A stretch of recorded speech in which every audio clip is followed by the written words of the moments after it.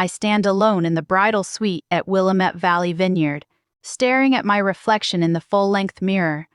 My wedding dress fits perfectly, every seam and crystal exactly where it should be. The makeup artist outdid herself.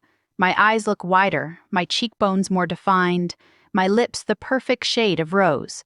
The white roses in my bouquet rest on the vanity, waiting. I check my phone for the 14th time in 20 minutes. No messages from Mom, nothing from Dad, not even a text from Logan. A soft knock at the door breaks the silence. Martha, the wedding planner, pokes her head in, her practiced smile barely hiding her concern. "It's time, Caroline. Are you ready?" My eyes drift to the window overlooking the ceremony space. 90 guests are seated in neat white chairs. The string quartet plays softly, probablies and poddities halved. And in the front row, 3 empty seats stare back at me like accusations. They're not coming, are they? My voice trembles despite my best efforts. Martha's smile falters. "There's still time," she says, but we both know it's a lie. I take a deep breath and smooth the silk of my gown. Let's go. The doors to the garden open, and 90 heads turn to watch me walk alone down the aisle. I feel their sympathetic gazes like physical touches, little pats of pity that make my skin crawl. Some whisper behind cupped hands. Others offer encouraging smiles that only make the hollow feeling in my chest expand. My focus narrows to Ethan waiting at the altar, his eyes steady on mine.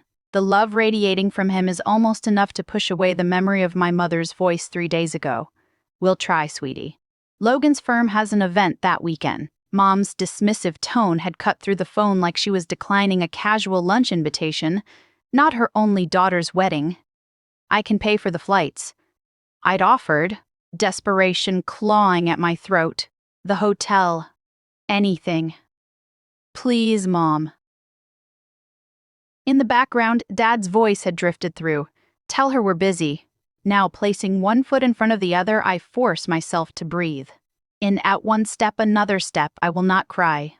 I will not give them the satisfaction, even in their absence, when I reach Ethan. He takes my hands in his. His fingers are warm, solid, real. "I'm here," he whispers. Too low for anyone else to hear, we're enough for a moment. I'm 8 years old again, standing in our living room while Mom and Dad fuss over Logan's debate trophy.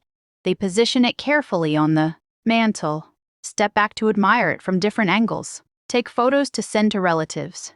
My art contest certificate sits forgotten in a kitchen drawer. I'd shown it to them earlier that day, pride bubbling up, as I explained how the teacher said I had exceptional talent. Mom had glanced at it and said, "That's nice, honey," before turning back to the dinner she was preparing. Later, Dad had ruffled my hair absently. "Logan needs more support. He's going places," he'd explained when I asked why they went to all his events but missed my art showcase. "You understand, don't you, Caroline?" "Caroline?" And Mom? Never missing an opportunity.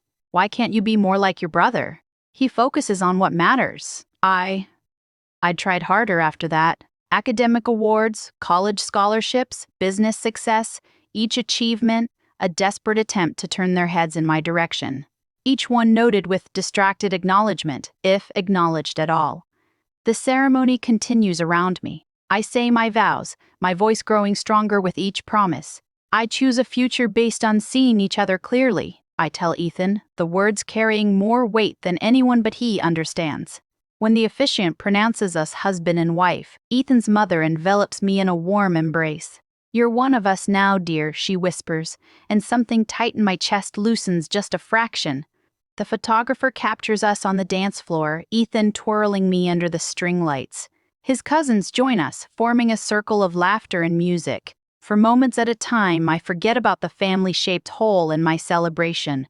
I forget about the phone I've checked too many times. I forget about the explanations I've given to curious guests. At the reception, Sarah, my college roommate, raises her glass. "To finding the family who deserves you," she says, her eyes holding mine with fierce loyalty. A murmur of agreement ripples through the crowd. The truth of her words hits me like a physical blow. All these years, I've been invisible to the people who should have seen me most clearly. I've been chasing approval from those who never intended to give it. When the celebration quiets for a moment, I slip away to check my phone one last time. No missed calls, no messages, not even a token. Congratulations. Ethan finds me there staring at the blank screen. They missed something beautiful today, he says, wrapping an arm around my waist. I look up at him, at the man who has never once made me feel like I needed to earn his attention. I think of his family, who welcomed me without reservation. I think of friends who traveled across the country to stand beside me. I set the phone down. Their choice, I say, feeling lighter than I have in years. Not my burden. And for the first time, I almost believe it. 2 years later, I leaned back in my ergonomic chair, staring at the notification on my computer screen. Acquisition of Crescent Motion Studio finalized at $21 million, 2 years of negotiation, 5 years of building from scratch, and now validation in the form of 8 figures. My office door bursts open as my team floods in with bottles of champagne and plastic flutes to Caroline Jen. My creative director raises her glass, the woman who built something from nothing while certain people weren't. Looking, I smile. Clinking glasses with the 12 people who actually showed up for me, unlike my family. We're celebrating when my phone buzzes. A notification from Instagram, Logan posting about his twins' private school fundraiser. I shouldn't look. I do anyway. There they are. Mom and Dad flanking Logan and his wife Hannah, their identical daughters in matching plaid uniforms. The caption reads, "Family tradition continues. 3rd generation at Westridge Academy." Dad's arm is draped around Logan's shoulder, Mom beaming at her granddaughters. I swipe through more photos. Logan's family vacation to Hawaii last month. The holiday gathering I wasn't invited to. Dad's retirement party. In each one, they look like the perfect American family, minus one daughter. What's more telling than the photos is what they represent. The vacation rental in Maui costs at least $5,000 per week. Westridge Academy runs $30,000 per year per child. Logan's house in the background of several shots sits in a neighborhood where nothing sells for under $2 million, all funded by my parents. Retirement savings and family investments, according to the gossip from distant cousins who occasionally remember I exist. Caroline. Jen touches my arm. We lost you for a minute. I lock my phone screen. Just checking messages. Where were we? The celebration continues around me, but I'm mentally calculating. Logan's law firm is moderately successful, but nowhere near the level that would support his lifestyle. My parents have been quietly propping him up for years, depleting their retirement to maintain his image. Meanwhile, my $21 million acquisition doesn't warrant so much as a text message. After the team leaves, I scroll through my parents' social media. Hundreds of posts about Logan's accomplishments, the twins' milestones, family gatherings. My existence is limited to a single birthday wish last year, a generic, happy birthday, Caroline, without even a photo. I close my laptop and make a decision. The next morning, I call my financial advisor, the Porsche Taycan metallic gray. I want to complete the purchase today. 3 hours later, I'm signing paperwork for a 135,000 car. It's extravagant, unnecessary, and exactly what I want. Not because I need my family's approval, but because I never needed their money back home.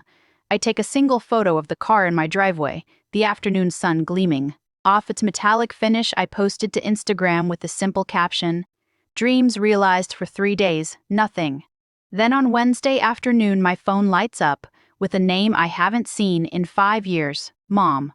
Calling, my stomach tightens as I answer, "Hello, Caroline." Mom's voice carries that particular blend of authority and urgency she reserves for family crises. "We need to talk." "Family meeting tomorrow." "Family meeting?" I repeat, hearing the disbelief in my voice. "After 5 years of silence? You're calling about a family meeting?" "This is important." She pauses, and I hear Dad's voice in the background. "Tell her it's important," he says, as though I can't hear him. "What's important?" I ask. My wedding wasn't important. My business wasn't important. "What exactly matters now?" Mom's voice tightens. "It's complicated. Financial issues, we need to discuss it as a family." Of course. They saw the car. They know about the acquisition. Now suddenly I'm family again. "Tomorrow at 2, I say before hanging up. The next morning I slide into my new Porsche. the leather seat cool against my back. The drive to my childhood home takes 40 minutes, time enough to remember birthdays celebrated without me, achievements unacknowledged, holidays spent alone while they gathered without me. I park in a circular driveway, my metallic gray Porsche looking starkly modern against their traditional colonial. For a moment, I sit there, hands gripping the steering wheel. The last time I stood on that porch was 6 years ago, when I'd announced my engagement to Ethan. Mom had nodded politely while Dad checked his watch repeatedly, clearly waiting for me to leave. They've never needed me before. Why now? My phone buzzes with a text from Ethan. "Remember who you are. Call me if you need extraction."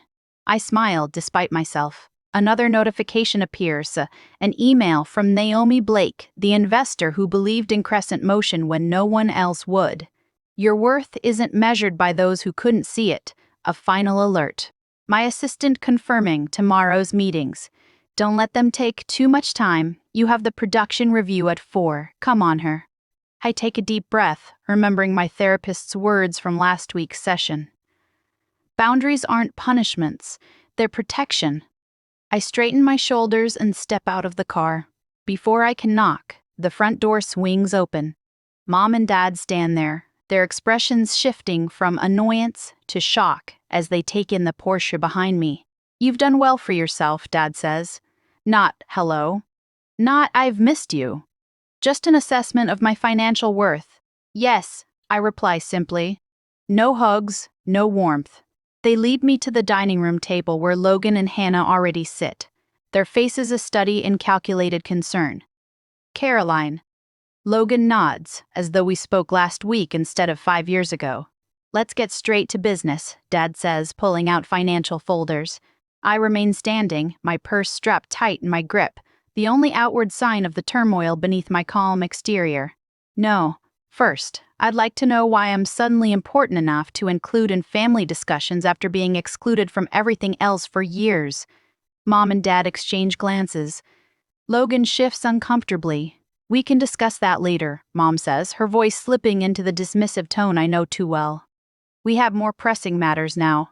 "I'm not in a rush," I reply, still standing. "And I'm not interested in being convenient family only when you need something." For the first time in my adult life, I see uncertainty flicker across my father's face.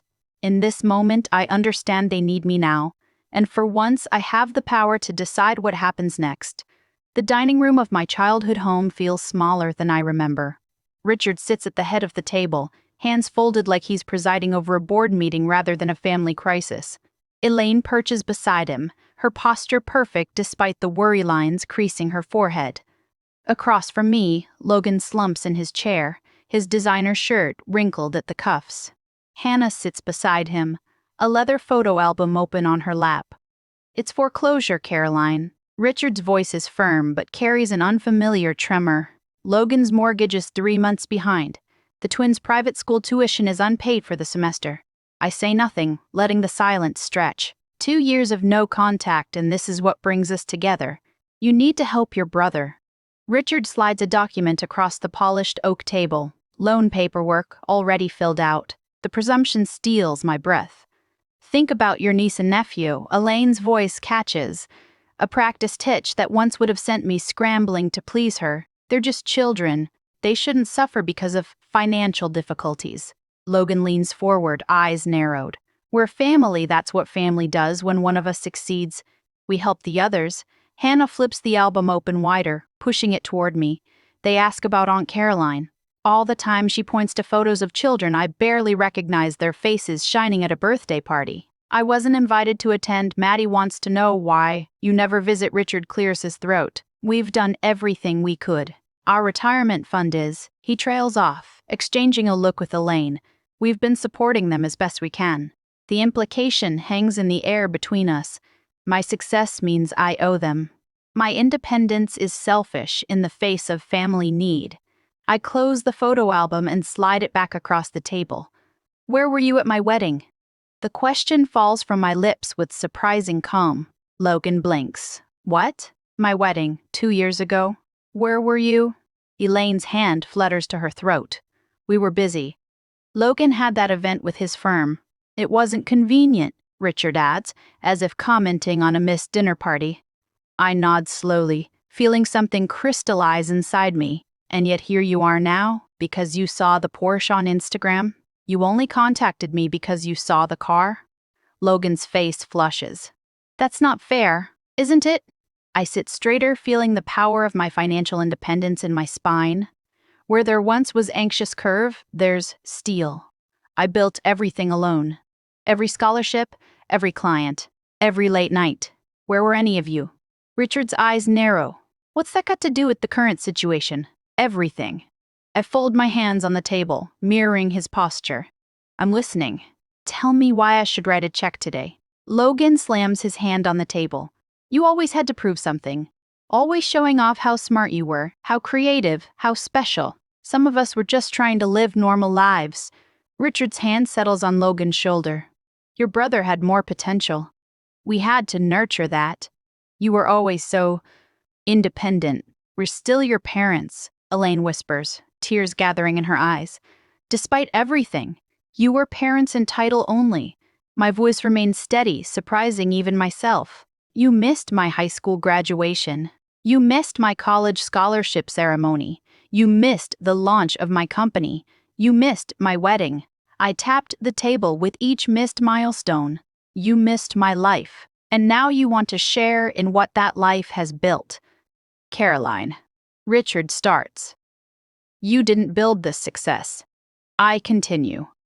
You don't get to share it. My phone vibrates in my pocket. I glance down to see Ethan's message. You okay? Meeting running long. Inner Asso.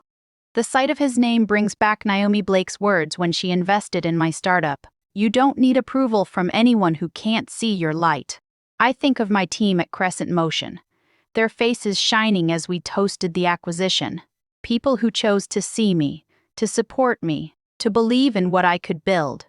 In my briefcase rests the contract for the foundation funding, signed by the board last Tuesday. People who trust me with purpose, not just money. Richard slides the loan paperwork closer to me. We're only asking for what's reasonable. Family helps family. The interest rate is quite fair, Elaine adds, as if offering a favor. Logan's smirk returns, confident now. Blood is thicker than water, Caro. I stand slowly.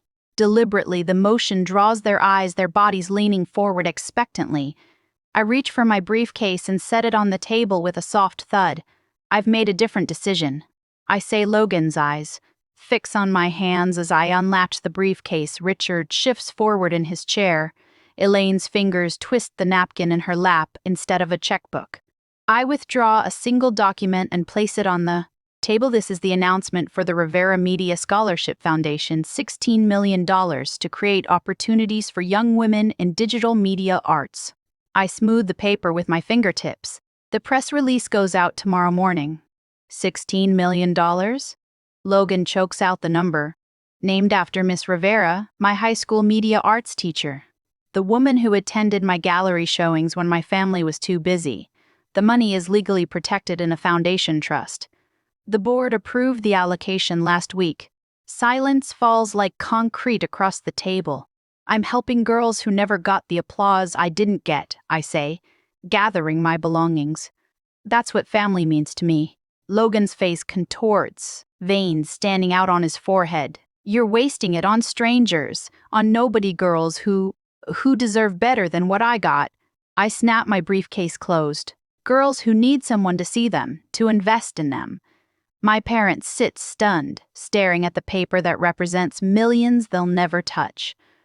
I pick up my phone, turning the screen toward them. A recording app displays an active timer, 36 to 14 and counting. I've also documented every manipulative message from today. I say quietly, every threat, every demand, every guilt trip, just in case anyone gets creative with legal claims against the foundation. I walk toward the door, my footsteps echoing in the silence. Behind me, I hear Logan's chair scrape back violently. You can't just leave. His voice cracks. We need that money. I pause at the threshold, not turning back. No, Logan. What you needed was to show up. At my graduation. At my company launch. At my wedding. I place my hand on the doorknob. But that opportunity has passed. The door closes behind me with a soft click that sounds like freedom. The Porsche purrs beneath me as I drive away from my childhood home, my knuckles no longer white on the steering wheel. The further I get, the steadier my hands become. I press the call button on my dashboard. It's done. I tell Ethan when he answers. They showed exactly who they are. 3. How bad was it? His voice fills the car, concern wrapped around each word. Exactly what we expected. I take a deep breath, feeling lighter than I have in hours. Logan lost his mind when I showed him the foundation paperwork. Dad tried to salvage the situation, but Mom just kept crying about family obligation. Are you okay? A fair question. I glance at myself in the rearview mirror, surprised to find no tears, no flush of embarrassment, only a clear-eyed woman looking back. I'm better than okay. For the first time, I saw them clearly, without hoping for something different. I'm proud of you, Ethan says. Remember, Foundation Board meeting at 9 tomorrow morning. Everything's ready for the press announcement. The timing had been deliberate. Establish the foundation legally before any family confrontation. Schedule the announcement before they could regroup. No emotional pleas, just legal structures they couldn't penetrate. The Rivera Media Scholarship would be my legacy, not a family drama. I'll be ready, I promise, before ending the call. The first message comes at 11:47 p.m. By midnight, my phone buzzes continuously with family emergency texts. I silence it and place it face down on my nightstand. The house is quiet except for Ethan's steady breathing beside me. I don't need to read their messages to know what they contain. Morning brings 6 voicemails from my mother, the progression evident in her tone from weepy pleas about family unity to sharp accusations of betrayal culminating in threats about what people will. Think of a daughter abandoning her family in their time of need. You've dealt with worse, I tell myself as I apply mascara, the morning routine grounding me my navy suit, the one I wore when signing the 2 acquisition papers, hangs ready on the closet door. Ethan hands me coffee in my favorite mug. Logan's been calling business associates, he says, scrolling through his phone. And your dad tried reaching my uncle. Predictable. I take a sip. The coffee bitter but fortifying. They're moving faster than I expected, but not more cleverly. The foundation board meeting goes smoothly. 12 accomplished women from media and finance, all personally vetted, all committed to supporting young female artists. The press release is approved unanimously. Launch details finalized. The first scholarship recipient will be selected in 6 months. I'm reviewing the event venue proposal when Janine from reception calls. Miss Rivers, your family is here. They're causing quite a scene. Through the glass walls of my office, I can see security already moving toward the lobby. I straighten papers that don't need straightening. Have security escort them out, please. Calmly and professionally. I watch through the windows as my mother's voice rises over the general office hum. My daughter is abandoning her family. Her hands gesture wildly, her pearl earrings swinging with the motion. Logan stands beside her, arms crossed, face flushed with the particular shade of red it used to turn when he was denied something as a child. My team watches me for cues. I stand, smooth my skirt, and walk to my office door. It's being handled. I tell them with a calm I've practiced for this moment. Let's continue with our work. Security escorts my family toward the elevators. Logan's voice carries back. This isn't over. We have family obligations you can't just ignore. That evening, I draft a single email to all 3 of them. I have documented your harassment at my workplace. Any further attempts to contact me at my office will result in a formal complaint. All communication regarding family matters must be directed through my attorney, whose contact information is attached.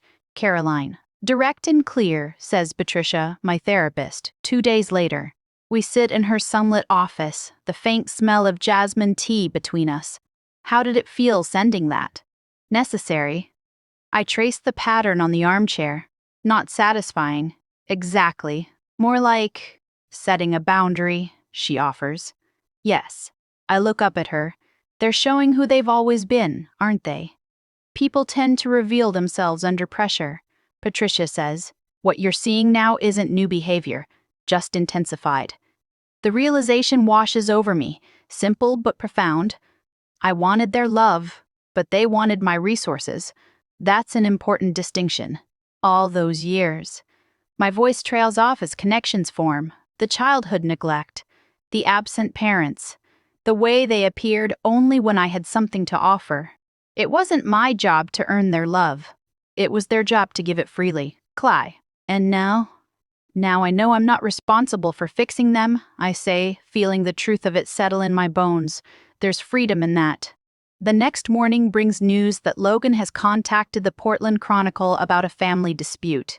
The reporter, smarter than Logan anticipated, asked why none of them attended my wedding. The resulting story paints a picture Logan hadn't intended of parents absent during milestones suddenly interested when money appeared. My mother's social media rant generates an unexpected wave of support for me. Former classmates, business associates, even distant relatives reach out with messages of solidarity. "We always wondered why they never talked about your success," writes a cousin I haven't seen in years. Richard's attempts to contact my investors fizzle when they refuse to discuss a personal matter. The community rallies around the Scholarship Foundation instead, with applications already pouring in months before the official launch. The Portland Business Journal requests an interview about the foundation. I agree. Setting clear parameters, we'll discuss the scholarship's purpose and impact, not family matters. The reporter, Delia Warren, meets me at the foundation's temporary office space. This is an impressive initiative. She says reviewing the prospectus, $16 million is substantial seed funding. What inspired such generosity? I consider my words carefully. I had a teacher who saw potential in me when others didn't. Miss Rivera changed my life by simply paying attention.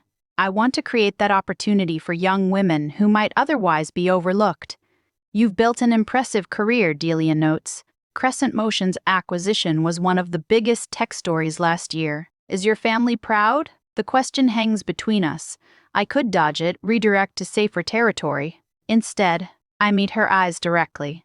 My success was built without family support. They weren't at my wedding, my graduation, or when I sold my company. Delia's pen pauses. That provides interesting context for the foundation's mission. Later that week, the article appears with the headline, "Self-Made Success Creates Legacy of Support." The contrast between my generosity and my family's entitlement becomes public narrative. When news of Logan's house foreclosure breaks days later, the community connects the dots without my saying a word. Ethan handles increased security protocols at our home. My business team manages communication strategy, filtering messages, and prioritizing foundation work. Naomi Blake, my first investor and mentor, releases a statement supporting my commitment to lifting others rather than enabling dependency. My college friends form a protective circle, filling our calendar with dinners and events that leave no room for dwelling on family drama. Patricia provides anchoring during weekly sessions. The United Front becomes its own kind of family, chosen, intentional, supportive. 2 weeks after the confrontation, I received the Business Leadership Award from the Women in Media Alliance. Standing at the podium looking out at faces that genuinely celebrate my success, I realize the tables have completely turned. My parents' retirement plans are now delayed indefinitely. Hannah's social position in her precious country club circles has eroded. With their financial collapse, Logan's twins will transfer to public school next semester. Meanwhile, the foundation thrives, generating positive coverage that spreads beyond Portland. The story resonates not because I sought revenge, but because I chose to transform pain into purpose. The scholarship committee has selected 3 finalists for the first award. Janine tells me, placing the portfolios on my desk, they'd like your input by Friday. I open the first file and begin reviewing the work of a young woman whose teacher noticed her talent when no one else did. The circle completes itself, healing through action, rather than looking backward. Family defined by what it does not, what it claims to be. For the first time in my life, I feel truly seen. In weeks to follow, I deleted the 4th voicemail from Aunt Meredith without listening past her plea of "Everyone misses you, Caroline." The Thanksgiving invitation sits in my email inbox. Its subject line, "Family needs to be together," a transparent attempt at manipulation. My phone chimes with a text from my cousin Drew. "I don't understand this rift between you and Uncle Richard. Can't you just talk to them?" Of course he doesn't understand. He wasn't at my empty wedding. He didn't witness 20 years of invisibility. A letter arrived yesterday from Mom, the elegant handwriting unmistakably hers.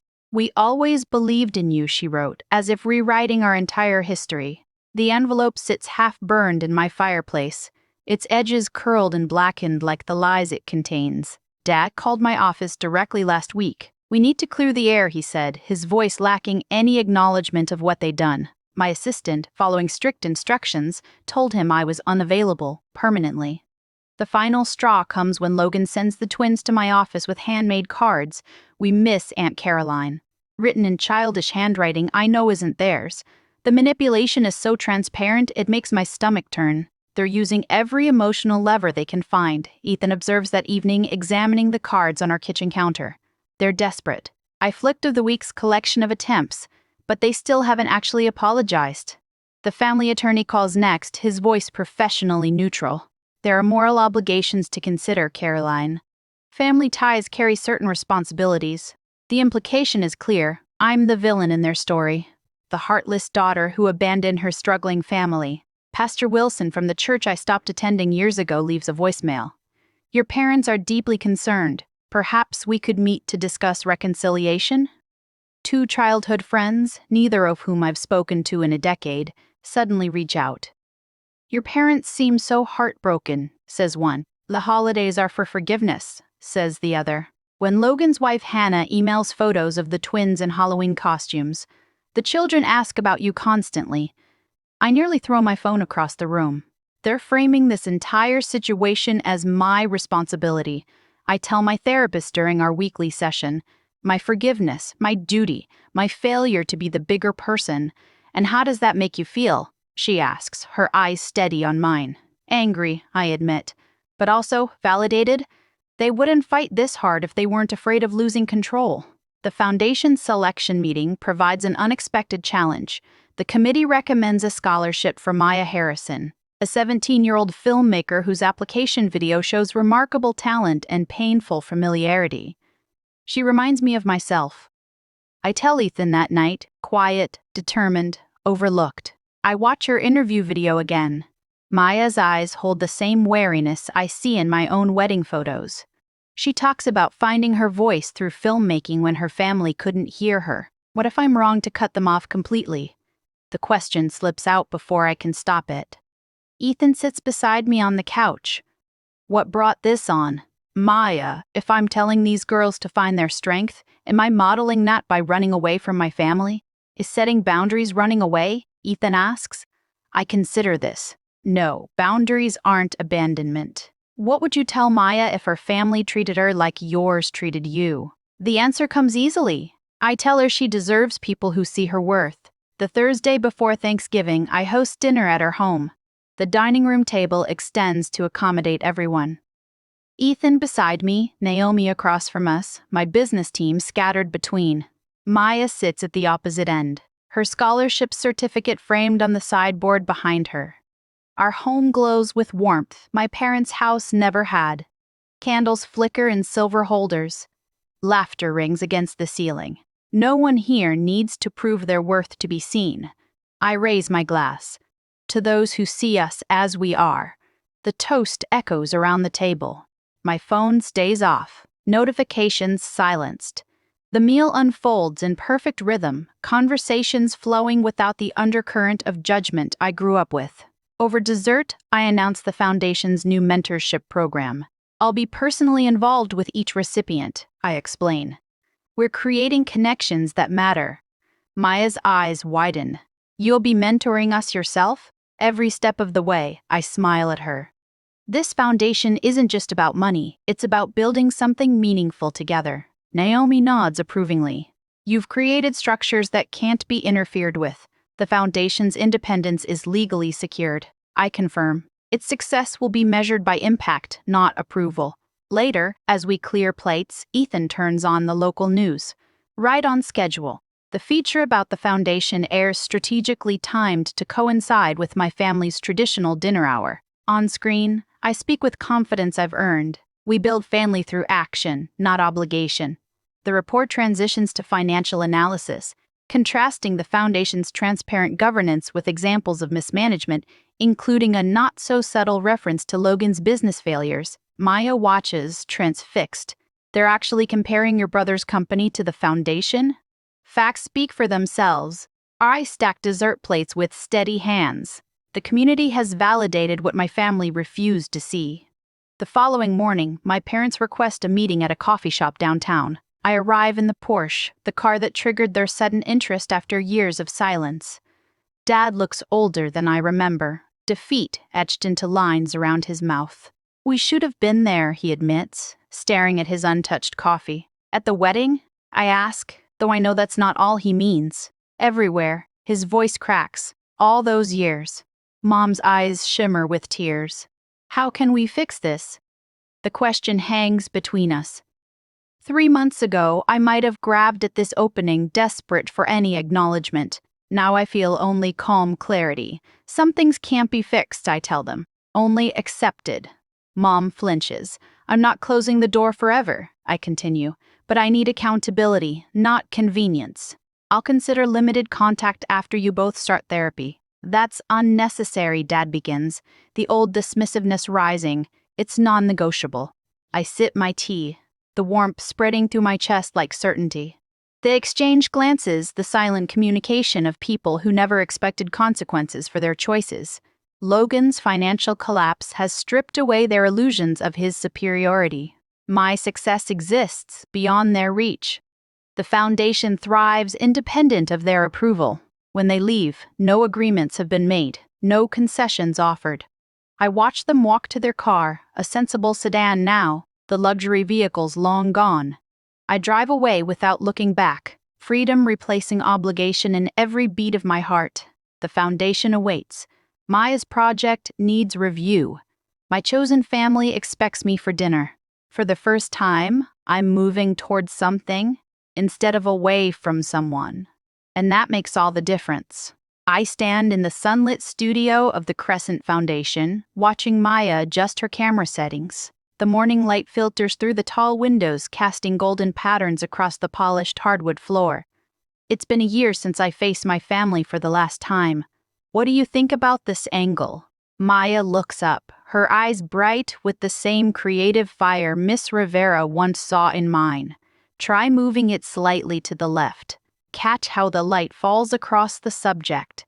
My voice carries the confidence of a mentor now, not the desperate plea of a daughter seeking approval. On the wall behind Maya, photos document our scholarship recipients' projects, stories they never could have told without the Foundation's support. Each frame represents a voice that might have been silenced, just as mine nearly was. My office here replaced the childhood bedroom where I once dreamed of being seen. Every element from the ergonomic chair to the awards, displayed without apology on floating shelves, I chose deliberately. Nothing inherited, nothing tainted by obligation or guilt. I finished the final cut of my documentary, Maya says, straightening up. Would you watch it with me? We move to the editing bay where her project plays on the high-definition monitor. The documentary follows 3 generations of women in a rural Oregon family, their struggles and resiliences beautifully captured through Maya's lens. Watching her work, I feel a swell of pride entirely different from anything I've known before. This isn't about me. It's about what she's created, what she'll continue to create. When the final credits roll, Maya turns to me, tears brightening her eyes.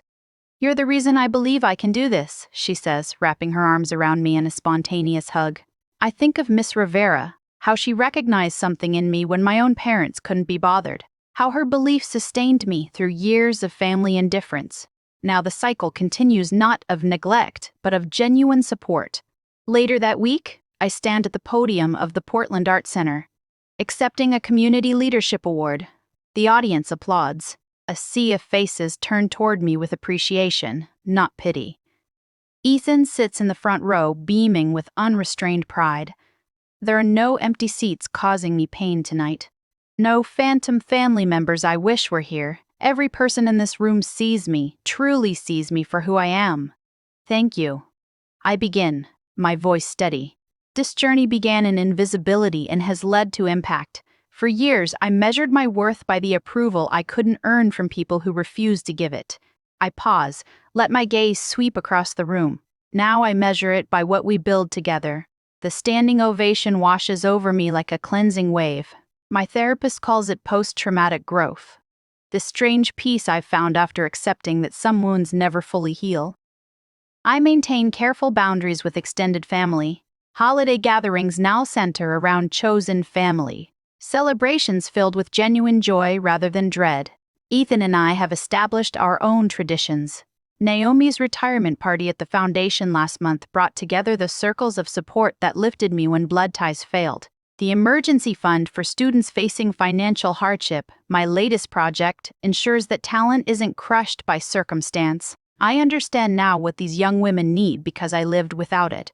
Unconditional belief in their potential. Driving home through Portland in my Porsche, I passed the coffee shop where I once edited videos on a borrowed laptop. Through the window, I catch a glimpse of my parents walking on the sidewalk. Our eyes meet briefly. I don't stop. There's no pain in this moment, only peaceful acknowledgement. They taught me what love isn't. Ethan and my work taught me what it is. Tomorrow, Maya sets up for her next project. I'll be there, camera in hand, showing her techniques I'd mastered over years of making myself visible. Family isn't who raises you, it's who lifts you. It's who lifts you.